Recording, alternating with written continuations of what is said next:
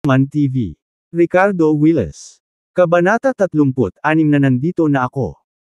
Hindi lingid sa lahat ang pagpapahalaga ni Zack kay Ricardo, mula sa pagtawag sa kanya ng kanyang unang pangalan hanggang sa gusto pa niyang ipakilala sa kanya ang kanyang sariling anak. Bagamat maaaring bigla itong tumunog, ito ay talagang pinag-isipang mabuti. Ang kanyang mga kasanayan sa medikal ay napakahusay na kahit si Clifford ay nakadama ng kababaan.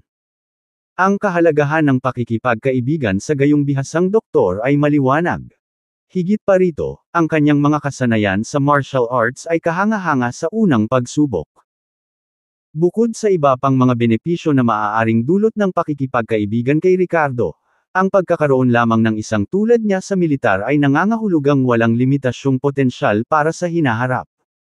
Si Zack ay tunay na nagkaroon ng damdamin ng paghanga at paggalang kay Ricardo.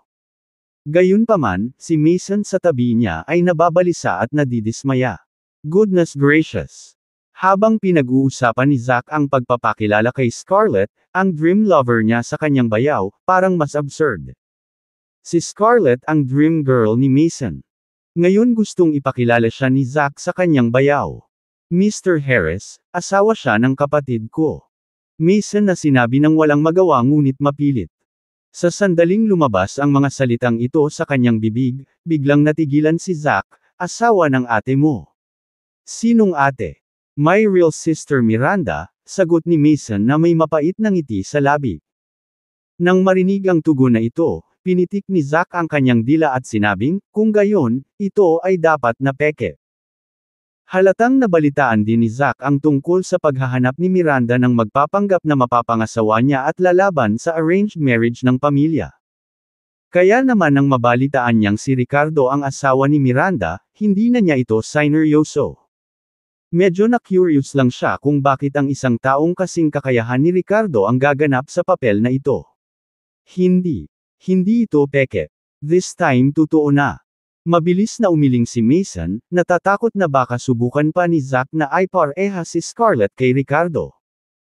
Habang nagsasalita siya, niyakap niya si Ricardo sa balikat at nilapitan, ipinakita kung gaano sila ka-intimate. Mr. Harris, bayaw ko talaga siya. Ang tunay kong bayaw. Ganon. Bayaw. Sabi ni Mason sabay kindat kay Ricardo. Sandaling natahimik si Ricardo. Ngayon siya ay naging tunay niyang bayaw. Pero kahit maganda si Scarlett, wala siyang iniisip tungkol dito. Bahagyang ngumiti siya at sinabing, yes Mr. Harris, pareho na kaming nakakuha ng marriage certificate namin ni Miranda. At isa na rin akong ama. Napakaganda ni Scarlett. Kung ako lang ang magiging kuya niya, karangalan ako. Dahil maayos ang pakikitungo ni Zack sa kanya ngayon, wala na siyang ibang masabi kundi purihin ang kanyang anak. Nang marinig ang pahayag na ito, tumawa si Zack ng ilang beses. Parang hindi naman kailangan ng mga naiisip niya dati. Kahit labis siyang hinangaan ni Zack, hindi niya hahayaang madamay ang kanyang anak sa asawa ng ibang babae. I apologize for being rude kanina, magalang na sabi ni Zack. Scarlett, bakit hindi mo siya batiin? Kinagat ni Scarlett ang kanyang mga labi ngunit walang naramdamang pagtutol sa kanyang puso. She sweetly called out, Kuya Ricardo. Si Ricardo ang kanyang tagapagligtas, at siya ay talagang Kat-Angie tangi. Hindi naman siya nag-alala na tinawag siya ni Scarlett na Kuya. Pinagmamasdan ni Mason si Ricardo na may inggit at hinanakit sa kanyang mga mata, nakaramdam ng kirot ng pait habang tinatawag ni Scarlett si Ricardo na kapatid. Kung ganoon lang ang tawag sa kanya ni Scarlett, madyay gising siya na tumatawa sa panaginip niya. Ipinagpatuloy ni Zack ang pakikipag-chat kay Ricardo habang si Clifford ay hindi nakatiis na humingi ng medikal na payo mula sa lalaking may hawak ng Dragon Emperor's cannon. Si Ricardo ay nagbigay ng malinaw at maigsi na mga sagot sa lahat ng kanyang mga katanungan, na iniwan si Clifford na naliwanagan at naupo ng tuwid na parang isang batang mag-aaral sa harap ng kanyang guro. Lalong humanga si Zack sa kahusayan ni Ricardo sa pagsasalita at sinubukang alamin kung may plano ba siya sa pagsulong sa militar. Gayunpaman, gumabi na, at kinailangan ng umalis ni Ricardo dahil na-miss niya si Nora sa bahay. Binigyan siya ni Zack ng libreng pass para bumalik anumang oras. Nang umalis sila sa sona ng militar, inutusan ni Mason ang kanyang dalawang nasasakupan na sumakay ng isa pang sasakyan habang pribado niyang kausap ang kanyang bayaw sa likod ng manibela. Ano pa ba ang gusto mong pag-usapan? Kung nakipagkaibigan ka kay Zack ngayon, sana kanina mo pa ginawa ang pamilya ng Ward, tanong ni Ricardo mula sa passenger seat habang nakataas ang isang kilay. Humalaklak si Mason, hindi tungkol doon. Bayaw, naniniwala na ako sa iyo ngayon. Ilang beses siyang umubo at kinakabahang nagpatuloy, hinahabol ko si Scarlett at nakita mo na. Kaya ilan sa mga nakita mo noon, bayaw, kailangan mong itago ito sa iyong sarili at huwag sabihin kay Zack. O Scarlett! Sobrang hinangaan ni Zack si Ricardo kaya pinakilala pa niya si Scarlett sa kanya. Nagpalitan sila ng impormasyon sa pakikipag-ugnayan at malamang na madalas silang magkita sa hinaharap.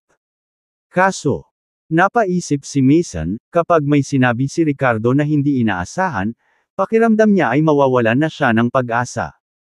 Habang ang mga salita ay nahulog, si Ricardo ay tumugon sa isang pagtatanong, Bago na pagtanto ang ipinahihiwatig ni Mason. Isang pilyong ngiti ang sumili sa kanyang mukha. Ibig mong sabihin noong araw na pinalibutan ka ng maraming babae sa kasino, tama ba? Bro-in-law, I'm not that kind of playboy. I had strict upbringing since childhood and I am deeply in love with Scarlett. That day was just because she told me na nakasama na niya si Connor which hit me hard.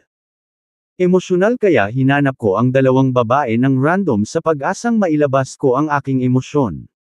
Nag-aalalang paliwanag ni Mason. Ano ang kailangan mong ipaliwanag sa akin? Nagkibit balikat si Ricardo. Huwag ka na lang magdaldal dyan. Mahigpit na babala ni Mason. Paano mo ako kinakausap? Pang-aasar ni Ricardo. Napasabunot si Mason sa gilid ng kanyang bibig, sa wakas ay nagpakita ng isang kasiya siyang ngiti. Bro-in-law, ikaw ang tunay kong bayaw. I'm your little brother, and when your little brother needs help find a girlfriend, you as the big brother have to lend a hand. Right. In Edoland walang hindi ko kakayanin. Tumango si Ricardo. Huwag kang mag-alala, basta maganda ang ugali mo, wala akong sasabihin. Nang marinig ito ay nakahinga ng maluwag si Mason. Ngunit sa kanyang puso ay naisip niya, mayroon ba akong anumang pagkilos na magagamit ng murang bayaw na ito laban sa akin? Sa pag-uwi, si Mason ang nagmaneho at personal na inihatid si Ricardo pabalik sa kanyang inuupahang bahay. Pag-uwi niya ay tulog pa rin si Nora. Lumipas ang gabi nang walang nangyari. Kinabukasan, inihatid muna ni Ricardo si Nora sa kindergarten bago nagtungo para sunduin si Miranda para sa trabaho mula sa kanyang ari-arian. Ang seguridad sa lugar ng villa na ito ay medyo magandang ngunit dahil ang Bentley Mulsanne ay nakarehistro na, walang mga hadlang sa pagpasok o pag-alis. Gayunpaman, pagdating sa pintuan ng sala ng villa ni Miranda, mahinang nakarinig si Ricardo ng pagtatalo sa loob. Tito, Auntie, sabi ng boses ni Miranda na may bakas ng galit. Mukhang wala kayong pakialam sa mga pangyayari ko ha. Paanong hindi ito ang aming negosyo? Galit na ganti ni Romeo Lowe, tiyuhin ni Miranda. You're finding yourself another toy boy again. Isn't that provoking, Mr. Austin? Is that provoking the Austin family? Kung talagang galit ka sa pamilya Austin, magdurusa ang buong pamilya namin kasama ka. Sinasabi ko sa'yo, sipin mo na ang magandang batang yun sa gilid ng bangkita.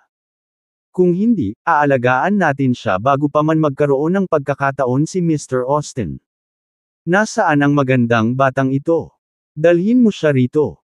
Si Romeo ay isang nangingibabaw na figure at tumahol kay Miranda. I'm here, sagot ni Ricardo habang naglalakad papasok na may kalmadong ekspresyon. Kabanata 37 Kung hindi ka magtuturo, ako ang magtuturo.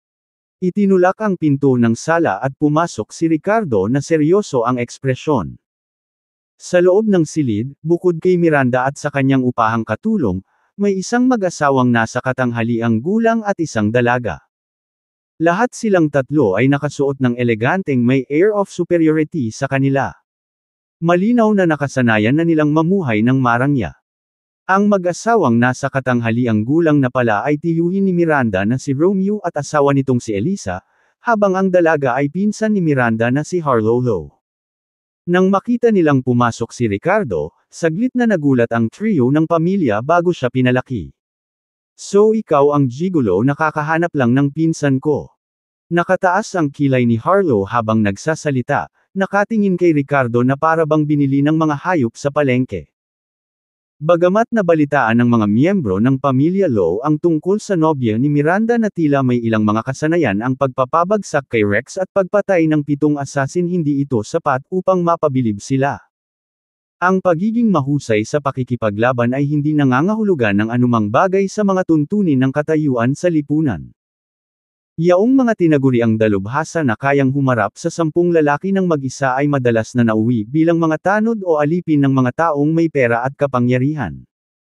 You should probably call me your brother-in-law, malamig na sabi ni Ricardo na nakaramdam ng inis sa inasta ni Harlow. Brother. Nakakatuwa, hindi ka karapat-dapat. Ngumisi si Harlow, puno ng pang-aalipusta ang mukha niya. Sa sobrang yabang nina Romeo at Elisa ay hindi man lang sila tumingin kay Ricardo sa mata. Lumingon lang sila kay Miranda at sinabing, Miranda, ilang beses ka nang nagpapanggap na engaged sa ganitong klaseng lalaki. Nakakatawa ang ugali at isang hamon kay Mr. Austen at sa pamilyang Austen. Binigyan ka ng aming pamilya ng 2 taon upang pakikibaka, na siyang pinakamalaking pagpapaubaya namin para sa iyo. Ngayon ay pinadala kami ng iyong lola dito kasama ang kanyang mensahe, maaaring sipain ng lalaking ito o humingi ng paumanhin ng personal kay Mr. Austen. Kung hindi, ang iyong deadline ay magbabago mula sa 2 taon hanggang 2 buwan. Sa loob ng 2 buwang ito, maliban kung maaari mong dagdagan ang kita ng kumpanya ng 10 beses, dapat mong pakasalan si Mr. Austen ng masunurin. Kung lalaban ka pa rin, puputulan ng pamilya natin ang lahat ng relasyon sa iyo para hindi maapektuhan ang iba. Humph. Nang marinig ang balitang ito ay bahagyang nanginig si Miranda. Ang kanyang magagandang mata ay puno ng kalungkutan at kawalan ng pag-asa. Ano? Taasan ang kita ng kumpanya ng 10 beses sa loob ng 2 buwan. Paano naging posible iyon? Ito ba? Idea ni Lola? Nagngangalit si Miranda at nagtanong. Of course it is. What are always pretending about? It's good fortune that Mr. Austen likes you. Ang pagpapakasal sa pamilya Austen ay makakabuti rin para sa pamilya natin, pero imbes na tanggapin ang proposal ni Mr. Austen gaya ng gagawin ng sinumang matinong tao, patuloy mo siyang ginagalit sa pamamagitan ng pag-uugnay sa iyong sarili sa mga basurang tulad niya. Kapag tuluyan mong nasaktan ang pamilya Austen dahil sa iyo, magdurusa ang lahat sa pamilya natin. Sabi ni Harlow sa isang sarkastikong tono, sinusubukang maging matuwid, hindi ka maaaring maging makasarili bilang isang tao. Bakit hindi ka magpakasal? Malamig na tanong ni Miranda. Ikaw. Napaharang si Harlow at nakaramdam ng galit sa loob. Gusto rin niyang magpakasal, ngunit hindi siya nagustuhan ni isa. Kahit maganda rin si Harlow, may gap pa rin sa pagitan nila ni Miranda sa ugali at aura. Hindi rin nagkukulang si isa ng magagandang babae. Gusto lang niyang sakupin ang malalakas at malamig na reyna tulad ni Miranda, na wala siyang interes kay Harlow. Miranda, stop talking nonsense here. Kung nangyari ito kay Harlow, siguradong mas matino pa siya kaysa sa iyo. Kahit na ayaw niya sa sarili niya, magsasakripisyo siya para sa buong pamilya. Paano ka? The message has been naihatid. Nasa iyo kung paano ito haharapin. Now that Mr. Austen is pursuing you normally because of your affiliation with the Lowe family. What are you if kick out sa amin? Wala nang pakialam sa iyo ang pamilya namin. Mr. Austen has 100 ways. Para makuha ang gusto niya sa isang tulad mo sa kapaglaruan ang nararamdaman mo. Huwag kang ang magpanggap. Nakita ni Elisa ang kanyang anak na nakatingin sa ibaba at hindi napigil ang gumawa ng isang pagputol na pangungusap. Siya ay kumilos na parang siya ay nasa mataas na moralidad, tahimik na minumura si Miranda sa pagiging makasarili. Masakit at masakit ang mga salita. Namula ang magandang mukha ni Miranda sa galit. Ang kanyang mga mata ay ipinagkanulo ang kanyang galit, ngunit hindi siya isa na makipagtalo sa iba. Sa halip ay nanginginig siya sa galit. Hindi ba dapat ay isang matanda ka? Paano mo may insulto ang isang mas bata tulad ng isang shrew? You'll never amount to anything in your life. Hindi na nakatiis si Ricardo at humakbang papasok. Naawa siya kay Miranda, nakaharap nitong mag-isa ang pamilyang tatlo habang nakakaramdam ng sobrang kahihiyan. Pagkatapos ng lahat, siya ay technically kanyang asawa ngayon. Pwede bang tumabi lang siya at manood? Naging matigas ang ekspresyon ni Elisa habang tinuturo si Ricardo at pinagalitan, may karapatan ka bang magsalita dito? Malamig na senggal ni Romeo habang nakatitig kay Ricardo na may itim na mga mata. Itinaas ni Harlow ang kanyang kamay at walang pag-aalinlangang sinampal siya sa mukha. Bastos ka. Sinong hinayaan kang tumahol ng ganyan? Naiinis siya matapos siyang harapin ni Miranda kanina, kaya kailangan niya ng labasan para sa kanyang pagkadismaya. Sa sandaling magsalita si Ricardo, natagpuan ni Harlow ang kanyang outlet para sa paglabas. Sa kanyang mga mata, si Ricardo ay walang iba kundi ang lapdog ni Miranda, sa pinakamahusay na isang bahagyang mabangis. Hindi siya nakita ng pamilya Lowe bilang tao sa tabi nitong pekeng fiancé ni Miranda. Gustong tamaan at manira ay isang bagay lang. Paano niya nagagawang matamaan o mahawakan man lang si Ricardo ngayon? Umiwas siya ng tumagilid ang katawan at tuluyan na itong umiwas. Kapag sinaktan kita, aso kang maglakas loob na umiwas. Naniniwala ka bang mawawala na kita? Galit na galit si Harlow matapos makaligtaan muli ang sampal. Itinaas niya ulit ang kamay niya. Smack! Sa pagkakataong ito ay umalangaw-ngaw sa hangin ang tunog ng malutong na sampal.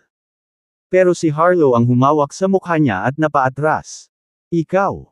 Hindi makapaniwalang sigaw niya habang nakahawak sa pisngi niya. Miranda, how dare you slap me? Bang! Si Miranda na may malamig na ekspresyon, naglabas ng hindi nakikitang aura mula sa kanyang katawan, at saka muling sinampal si Harlow. Miranda, mali ang tinatahak mo. Anong gusto mong gawin? Galit na galit si Romeo nang makitang binugbog ang kanyang anak. Inaalaya ni Elisa ang kanyang anak, Harlow, kamusta? Masakit ba?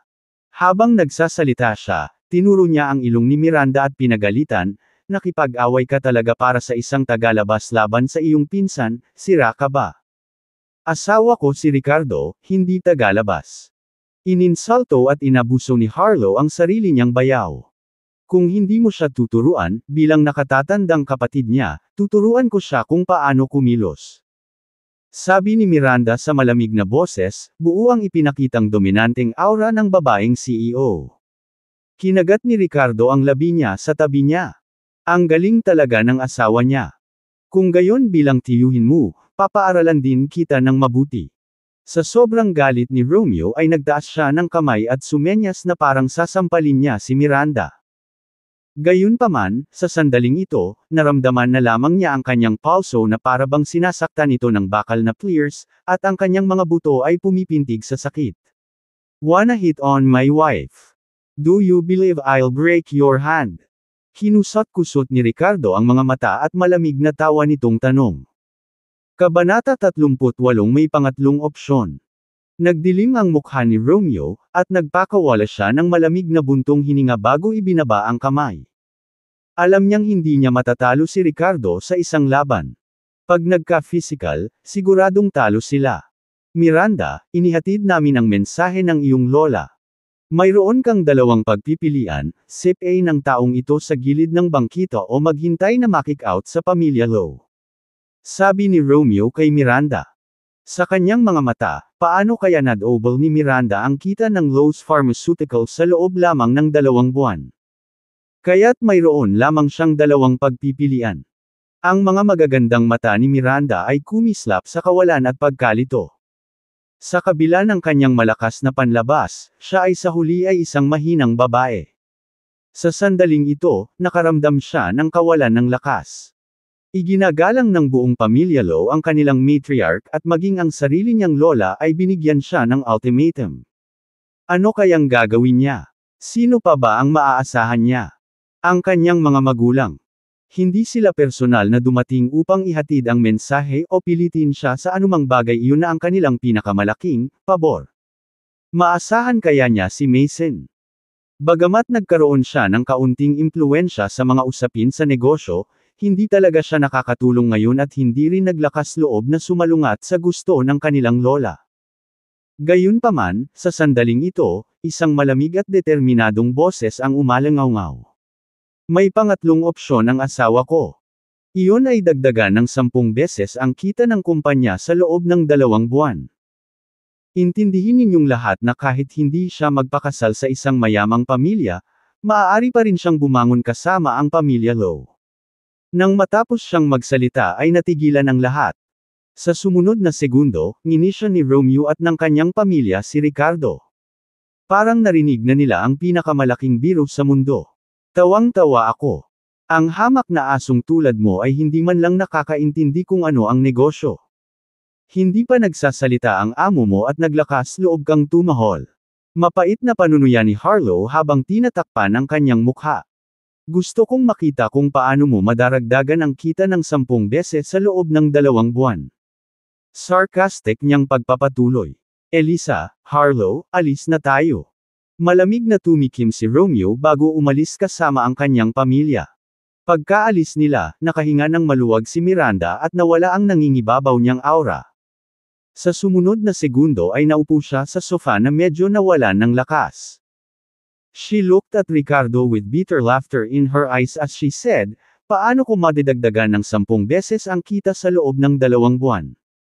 Ipinagyayabang mo lang na magligtas ako ng mukha."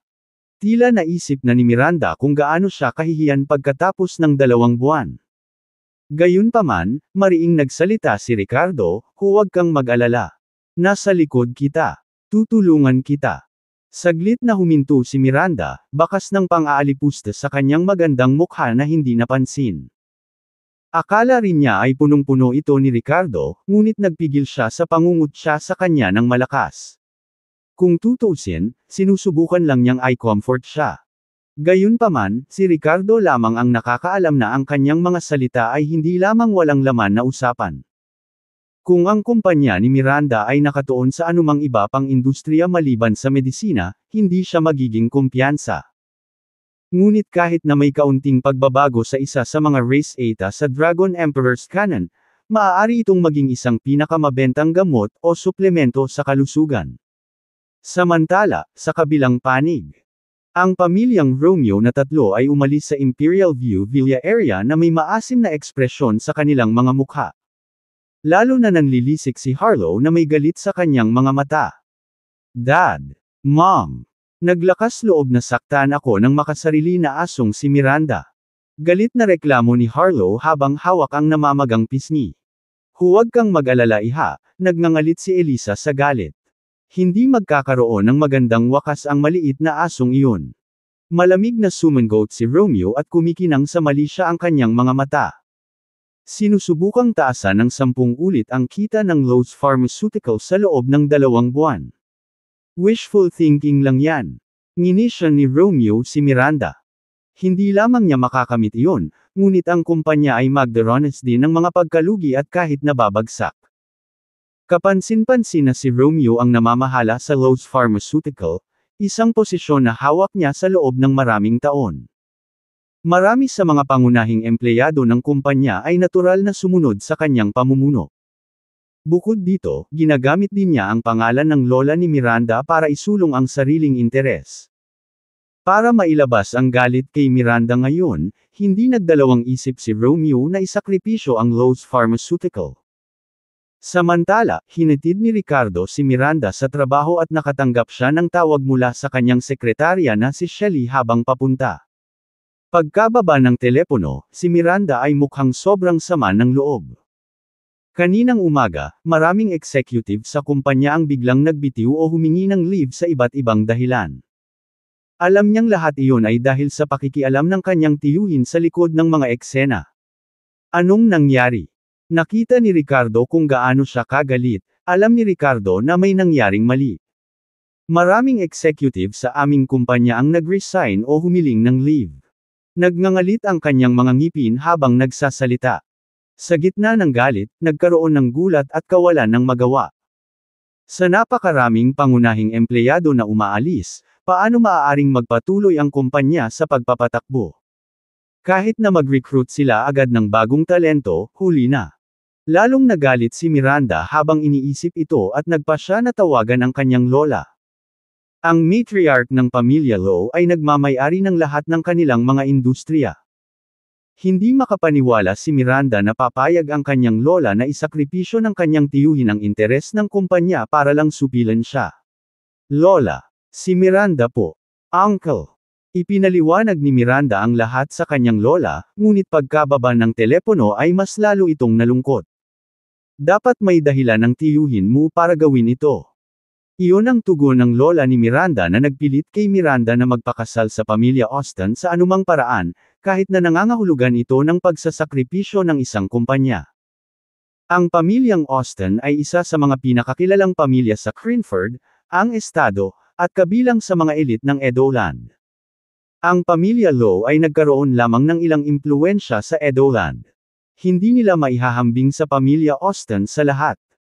Kapag nagpakasal si Miranda sa pamilyang Austin at nagtatag ng isang relasyon sa pagitan ng kanilang mga pamilya, aani sila ng hindi masusukat na benepisyo.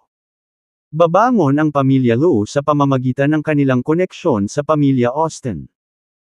Kung ikukumpara sa pagsasakripisyo sa isang kumpanya ng parmasyutiko na kumikita ng mas mababa sa 100 milyon taon-taon, ano ang mahalaga? Anong dapat kong gawin? Ano ang dapat kong gawin? Talagang natarante si Miranda, pakiramdam niya ay wala ng paraan. Ang kumpanya ay hindi talaga kanya. Siya lang ang CEO. Pinutol ng pagkilos ni Romeo ang kanyang huling pag-asa. Kahit na sa katalinuhan ni Miranda sa negosyo, wala siyang mababago. Ito na ba ang katapusan ng kanyang pakikibaka? Ipinikit ni Miranda ang kanyang magagandang mata at sumandal sa upuan ng kotse, pagod at walang magawa. Ayaw niyang magpakita ng anumang kahinaan o hayaang makita ng sinuman kung gaano siya kawalang magawa at kasamaan, kaya ipinikit niya ang kanyang mga mata. Gayunpaman, may bumuhos na luha sa gilid ng kanyang mata. Maya-maya lang ay naramdaman niyang may mainit na kamay na humawak sa kanya. Hayaan mo akong makipag-usap sa mga magugulong executive na iyon nang hiwalay, sabi niya nang may katiyakan. Nangangako ako na hindi sila aalis sa kumpanya. Kabanata 39 na malaki ba ang tiwala mo sa kanya? Iminulat ni Miranda ang kanyang mga mata, isang mapanuksong ngiti ang sumilay sa kanyang nakamamanghang mukha. Naramdaman niya ang isang alon ng kaguluhan sa loob niya. You talk to them. They're all the uncle's old subordinate, they don't even listen to me. Bakit sila makikinig sa'yo? Galit na tanong niya. Sino ka sa tingin mo? Ricardo, hindi mo ba ako titigilan na manggulo? Malakas na tanong sa kanya ni Miranda na may pagkadismaya at galit sa boses. Napuno siya ng negatibong emosyon at hindi niya maiwasang ilabas ang mga iyon sa lalaking ito. Habang nagsasalita siya, ang mga luha ng hinaing ay umaagos sa kanyang mga pisngi nang hindi mapigilan. Ngumiti si Ricardo at kinuha ang maliit na kamay ni Miranda sa kanyang sarili. Magtiwala ka sa akin, okay? Alam niya kung ano ang nararamdaman ni Miranda sa mga sandaling ito kaya hindi niya ito personally. Nakatingin sa maamong ngiti sa kanyang mukha, sa hindi malamang dahilan ay naging matatag ang emosyon ni Miranda. Kanina lang noong binatukan siya nito ay hindi dahil minamaliit talaga siya nito kundi dahil kailangan niya ng labasan para sa lahat ng nakakulong frustration sa loob niya. Matapos pekalmeyan ng kaunti ang sarili, nagulat si Miranda sa hindi kat-anji tanging pagsabog na iyon mula sa kanya na kadalasan ay nananatiling cool at nakamamanghang kahit na hindi masaya lalo na sa mga lalaki. Ito ba ang pag-uugali na dapat ipakita ng mga babae lamang? At eto pa siya, nagagalit sa lalaking ito. Ano ang mali sa kanya? Parang nawala na talaga siya. Iniugnay ni Miranda ang kanyang pag-uugali sa isang pakiramdam ng kawalan ng kakayahan sa loob ng kanyang sarili. Matapos ang ilang segundong katahimikan, dahan-dahan siyang tumango at sinabing, okay. Naniniwala ako sa iyo. Alas 8 ng umaga, dumating sina Miranda at Ricardo sa kumpanya. Pagdating nila sa itaas na palapag, nakita nila ang mahigit 10 tao na nagkukumpulan sa paligid ng opisina ng CEO. Si Shelly ay may mapait na ngiti sa kanyang mukha habang sinusubukan niyang hikayatin ang mga pangunahing miyembro ng kumpanya. O tingnan mo kung sino sa wakas ang nagpasyang magpakita, sabi ng isang tao. Ms. Low, ang aking asawa ay na-diagnose na may oral cancer at kailangang pumunta sa ibang bansa para magpagamot. Kailangan ko ng 2 buwan na bakasyon, sabi ng isa pang tao. Ms. Low, magpapa-opera ang asawa ko sa ibang bansa at kailangan din ng 2 buwang pahinga, sabi ng isa pang tao. I'm sorry Ms. Low pero sa tingin ko malugi na ang kumpanya natin kaya gusto kong mag-resign. Bulalas ng iba. Sa sandaling makita nila si Miranda na papalapit sa kanila, ang mga pangunahing miyembro na ito ay nagsimulang sumigaw ng sabay-sabay. Direkta silang huminto o nagpahinga ng hindi bababa sa 2 buwan. Maganda ang timing. Kung hindi niya nakamit ang kanyang mga layunin sa loob ng 2 buwan, malamang na oras na para umalis siya. Namula ang mukha ng magandang CEO sa galit, at wala siyang ibang gusto kundi paalisan ang mga taong ito. Ngunit pagkatapos na sumulyap kay Ricardo sa tabi niya, huminga siya ng malalim at sinabing, sige. Gusto mo mang huminto o mag-leave of absence, puntahan mo ako isa-isa. At bigyan mo ako ng oras. May iba pa akong dapat harapin. Kasama. Ms. Low, walang maitutulong ang pagkaantala, sabi ng isang nasa katanghaliang gulang na babae na may lingering charm. Talagang aalis ako sa trabahong ito. Kung hindi mo ito aprubahan, maaari kitang isumbong sa kinauukulang departamento. Malamig na sagot ni Miranda, don't worry. We will handle everything this morning. Shelly, pasok ka dito. Sagot ni Shelly at sumunod kay Miranda sa opisina. Sumunod si Ricardo sa likuran nila at isinara ang pinto. Hanapin ang lahat ng impormasyon sa mga taong iyon sa labas para sa akin. Inutusan ni Miranda si Shelly ayon sa sinabi ni Ricardo sa kanya noon. Hindi lamang ang kanilang mga resume kundi pati na rin ang kanilang personal na impormasyon tulad ng mga gawi at sitwasyon ng pamilya tipunin ang lahat ng maaaring makolekta sa lalong madaling panahon. Hindi na nagtanong si Shelly at mabilis na umalis para maghanda. Makalipas ang halos kalahating oras, bumalik si Shelly na may hawak na isang stack ng mga bagong print na papel na A4 pabalik sa opisina ng CEO. Gayunpaman, sa pagpasok, natigilan siya saglit. Nakaupo si Ricardo sa office chair ni Miranda, habang si Miranda naman ay nagpapahinga sa malapit na sofa habang nakapikit. Ms. Low, anong nangyayari? Naguguluhang tanong ni Shelly. Ibigay mo na lang kay Ricardo ang mga dokumento, mahinahong sabi ni Miranda. Nagulat si Shelly na, oh, ngunit hindi na nagtanong pa. Sige honey, leave it to me. You all can go out first and let me see where come in, sabi ni Ricardo habang tinitingnan ang mga dokumento saglit bago iwinagayway ang kamay kay Miranda. May mga taktika si Ricardo na ayaw pa niyang ibunyag kay Miranda. Binigyan siya ni Miranda ng isang inis na tingin at pakiramdam niya ay naging subordinate siya sa halip na kabaligtaran. Gayunpaman, mas alam niya kaysa pagdudahan ang kakayahan ng kanyang mga miyembro ng koponan ng walang dahilan. Kaya tumango siya bilang pagsang-ayon bago tumango si Shelly at lumabas ng silid habang sinasabi si Macy sa labas, Ms. Ware, pwede ka nang pumasok. Ano ang ibig sabihin nito? Tanong ni Macy na may pagkalitong nakasulat sa buong mukha. Lumabas si Miranda mula sa silid, at tinanong ni Macy, para saan ako papasok doon? Aren't you quitting? Someone inside can help you with that, sabi ni Miranda. Nanatiling walang ekspresyon siya habang nakaupo sa isang upuan sa hallway. Parang sumuko na siya. Bagaman naniniwala siya kay Ricardo, ang kanyang pag-asa ay lumiliit. Parang sinusubukang buhayin ang patay na kabayo. Gusto kong makita kung anong laro ang nilalaro mo, sabi ni Macy habang naglalakad papasok sa opisina. Samantala, umupo si Shelly sa tabi ni Miranda at bumulong, you're letting Mr. Willis handle these. Natawa si Miranda sa sarili at sumagot, oo.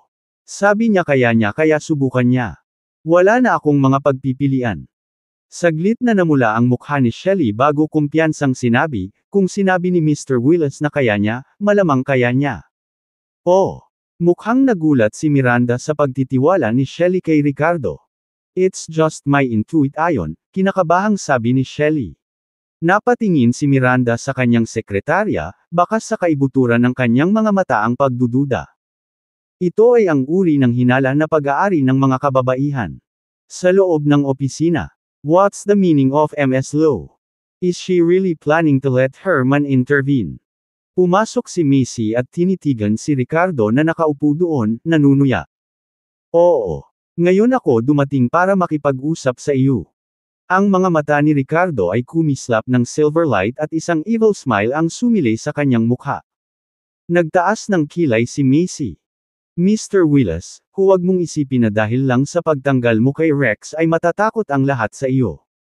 Magre-resign lang ako sa trabaho ko. Kung gagawin ko o hindi, nasa akin na. Hindi ako naniniwala sa iyo. Maglakas loob na gawin sa akin. MS Ware, tama ba? Pumunta ako dito para takutin ka ngunit hindi sa pamamagitan ng karahasan. Masyadong mababa ang klase. Oh, gusto mo talaga akong takutin. Nakakatakot. Mapanuksong sabi ni Macy pero nagbago ang mukha niya nang magsalita ulit si Ricardo. 23 hours ago, kaninang alas 9, nagpa-abort ka sa ospital. May kasamang ngiti. Ikaw, paano mo nalaman? Nanlaki ang mga mata ni Macy, mukhang gulat na gulat at hindi makapaniwala. Nagpunta siya sa isang pribadong ospital para sa pamamaraan, kahit ang kanyang maliit na kasintahan ay hindi alam. Nagtitiwala siya na itinago niya ito sa lahat. Pero paanong malalaman ng lalaking ito sa harapan niya, kahit hanggang sa eksaktong oras? Bumangon ang takot sa puso ni Macy. At sa sumunod na sinabi ni Ricardo ay umabot sa rurok ang gulat na iyon. Actually, hindi naman big deal ang abortion. But most importantly, nagpa-vasectomy ang asawa mo 10 years ago. Paano ka nabuntis? Ang pabaya mo talaga. Tumigil doon si Ricardo nang hindi natuloy ang sasabihin at ngumisi lang kay Macy. Hindi ako magre-resign. Okay lang ba? Kabanata 40 pahiyain mo siya saglit. Sa kaibuturan ng mga mata ni Macy, may takot at takot. Pagharap sa titig ni Ricardo, pakiramdam niya ay hubot-hubad siya at nalantad ang lahat. Ang pakiramdam na ito ay lubhang nakakatakot. Hoy, okay lang. Talagang pinuprotektahan ng kumpanya ang privacy ng mga empleyado nito. At ang pananatili sa kumpanya ay talagang isang matalinong pagpili para sa iyong sarili. Maaari kong responsableng sabihin sa iyo na ang kumpanya ay makakatanggap ng hindi bababa sa bilyon-bilyong mga order sa malapit na hinaharap. Bilang mga high-level executive ng kumpanya, lahat kayo ay makakatanggap ng mataas na mga dibidendo. Kaya wag mo masyadong isipin, magsipag ka lang. Tumango si Ricardo at inosenteng ngumiti. Naunawaan niya na ang pagbibigay sa isang tao ng parehong parusa at gantimpala ay kinakailangan upang maging mas matatag ang ganitong uri ng relasyon. Bumukas ang pinto ng opisina at lumabas si Macy na medyo mapatla ang mukha. Siya ay tila naging mas pinigilan. Mr. Boyer, pumasok ka na.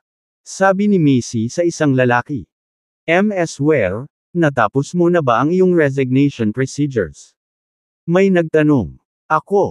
Hindi ako nagre-resign. Umiling si Macy.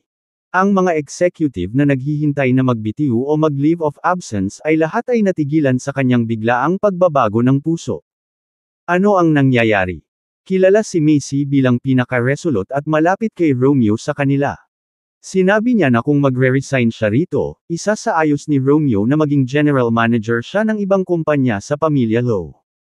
Nagbanta pa siya na hindi siya mananatili sa kumpanyang ito kahit nabigyan siya ni Miranda ng posisyon bilang executive director. Ngayon, anong nangyari? Sa sumunod na segundo, lumapit si Macy kay Miranda na may ngiti sa labi. MS Lowe, I have been with this company for so many years and have developed deep feelings for it. Pagkatapos ng maingat na pagsasaalang-alang, hindi ko talaga kayang umalis. I will work hard and do my best in the future, she added seriously. Tiningnan ni Miranda si Macy ng kakaiba, nagulat ngunit nag-aalinlangan din. Nagpasya ba talaga si Macy na huwag magbitiw? Ano ang eksaktong ginawa ni Ricardo? O paano niya ito nagawa? Sa sandaling ito, mabilis na lumalaki ang pagkamausisa ni Miranda. At sa sandaling iyon, nang pumasok si Oliver Boyer sa opisina at tumingin kay Ricardo na may kaparehong ekspresyon sa harapan ni Macy pagtataka, hindi paniniwala, at pangungutya. Mr. Boyer, ang init sa labas. Hindi ka ba komportableng magsuot ng pambabae? Nang matapos siyang magsalita ay namula agad ang mukha ni Oliver. Ikaw ba ay naninilip sa akin? Hiyang-hiya si Oliver na mukha siyang babae. Hal, sorry about that.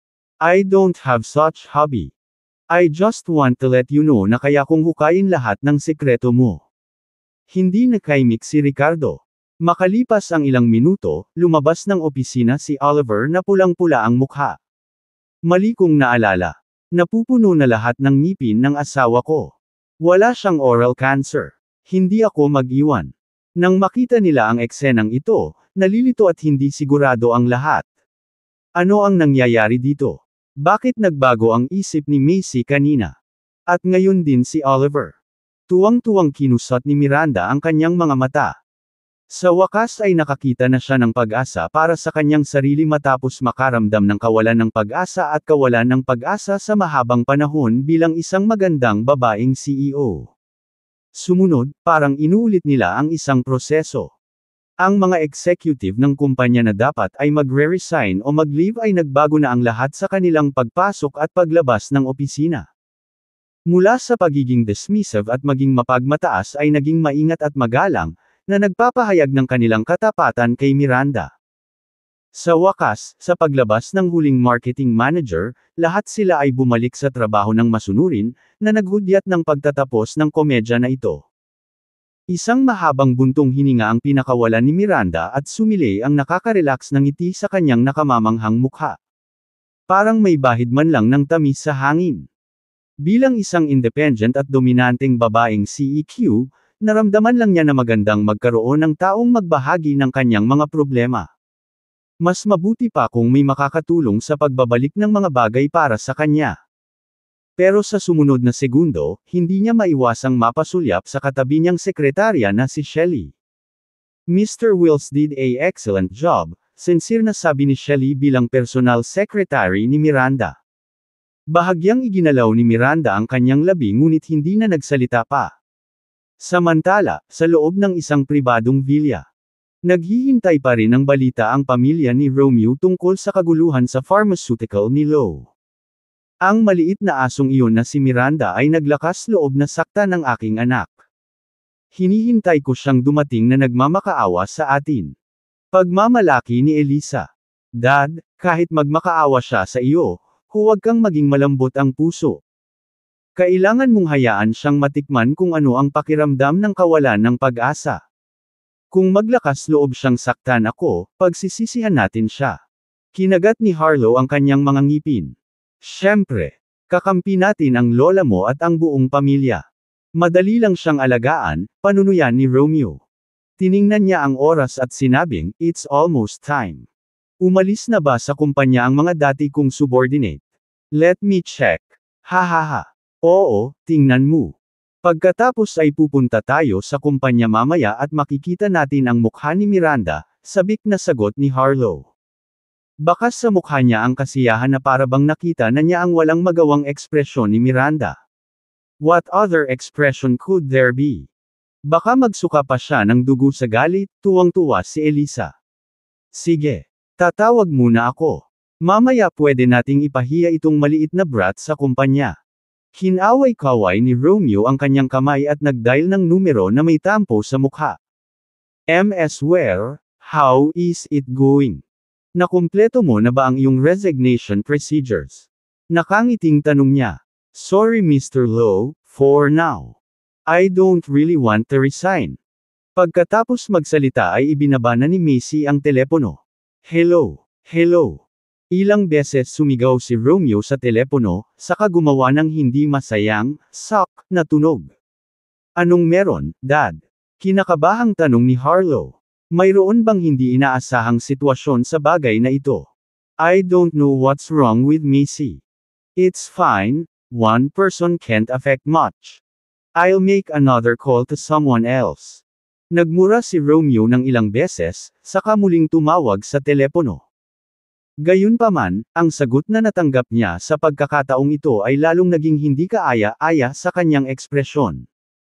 Bumilis ang tibok ng kanyang puso, at mabilis na nag-dial si Romeo sa susunod.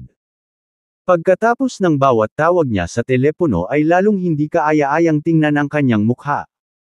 Sa wakas, naging madilim na kulay bakal. Tay, anong meron? Maingat na tanong ni Harlow, naramdamang may nangyari. Damn it! These damn fence-sitters.